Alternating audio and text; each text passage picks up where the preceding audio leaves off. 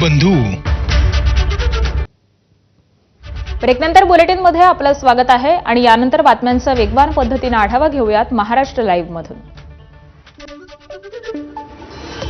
होळीच्या उत्सवाच्या निमित्तानं मुंबई वाहतूक पोलिसांनी वाहन चालकांवरती कठोर कारवाई केलेली आहे. एकूण 16,726 वाहन चालकांवरती विविध ट्रॅफिक नियम मोडल्याबद्दल चालान करण्यात आलेलं आहे आणि ज्यातून जवळपास 2 कोटींची वसुली होणार आहे. होळीच्या सणामध्ये नियम मोडणाऱ्यांवरती ही कारवाई एक संदेश म्हणून पाहण्यात येते.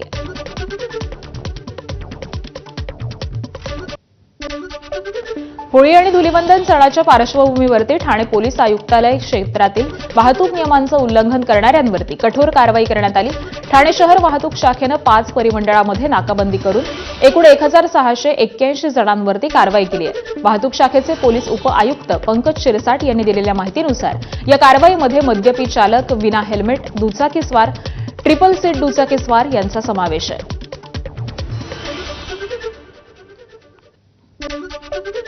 राहाता तालुक्यातील ग्रामीण भागामध्ये शेकडो वर्षांपासून चालत असलेली